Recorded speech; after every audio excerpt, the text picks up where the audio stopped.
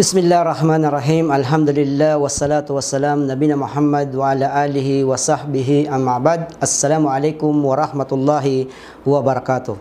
Sa ngalan ng Allah ang mapagpala, ang mahabagin, ang lahat ng pagpupuri, pasasalamat ay tangi sa Allah subhanahu wa ta'ala, ang Panginoon ng sanlibutan. Ang biyaya at pagpapala ng Allah ay mapasa kanyang huling propetang si Muhammad sallallahu alaihi wasallam, sa kanyang pamilya, sa kanyang mga kasamahan, at doon sa mga taong tumatahak sa tuwid na landas hanggang sa huling araw. Assalamualaikum warahmatullahi wabarakatuh. Inshallah po ay talakay natin ngayon ang kahulugan ng tauhid. Ano nga ba ang kahulugan ng tauhid?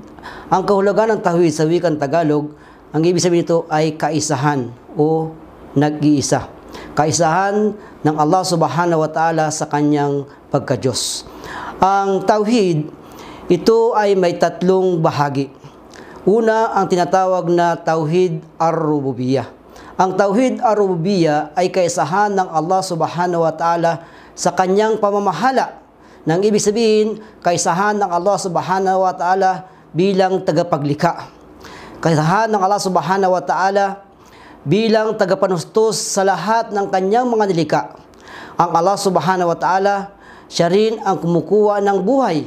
Siya ang nag-iisang kumukuha ng buhay at siya ang nag-iisang nagbibigay ng buhay sa atin. So ibig sabihin, ang salitang tauhid, ito ay para lamang sa Allah subhanahu wa ta'ala, na siya lamang ang nag-iisang nangangalaga sa lahat ng kanyang mga nilikha.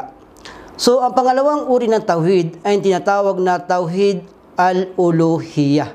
Ang tauhid al-uluhiyah ay kaisahan ng Allah subhanahu wa ta'ala sa anumang uri ng pagsamba ng kanyang mga nilikha. So ibig sabihin, anumang uri ng pagsamba ng kanyang mga nilikha, ito ay dapat iukol lamang sa Allah subhanahu wa ta'ala. Walang pag-uukulan ng pagsamba liban lamang sa Allah subhanahu wa ta'ala. Lahat ng anumang gawain ng isang Muslim ay nararapat lamang niyang iukol para lamang sa Allah subhanahu wa ta'ala. Yan po ang tinatawag na tauhid al-uluhiyah, ang kaisahan ng Allah subhanahu wa ta'ala sa anumang uri ng pagsamba ng kanyang mga nilikha. Pangatlong uri ng tauhid ay ang tinatawag na tauhid al-asma wa sifat. Ang tauhid al-asma wa sifat ay kaisahan ng Allah subhanahu wa ta'ala, nang ibig sabihin, ang lahat ng anumang magagandang pangalan ay para lamang sa Allah subhanahu wa ta'ala. Lahat ng magagandang mga katangian ay nauukol lamang sa Allah subhanahu wa ta'ala. Yan po ang tinatawag na tauhid al-asma wa sifat. Ang tauhid, mga kapatid, ito ang pinakalayunin ng Allah subhanahu wa ta'ala kung bakit siya nagpadala ng mga propeta. Ang mga propeta ay nag-aangyaya sa mga tao na sambahin lamang ang Allah subhanahu wa ta'ala. Ang tauhid, katulad na lamang na sinabi ni Jesus alayhi salam na binanggit sa banal na Quran, Inna Allaha Rabbi wa Rabbakum fa'abuduhu hada siratum mustaqim.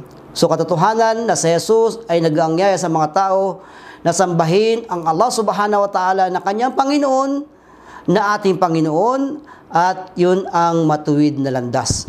So katotohanan, ang tauhid ay napakahalaga sa buhay ng isang tao o sa buhay ng isang nananampalataya. So naway nakapagbigay sa atin ng magandang aral o kinapulutan natin ng kaunting aral ang mensaheng ito patungkol sa katagang tauhid o sa kalimatul tauhid. Alhamdulillahi Rabbil Alamin. Assalamualaikum warahmatullahi wabarakatuh.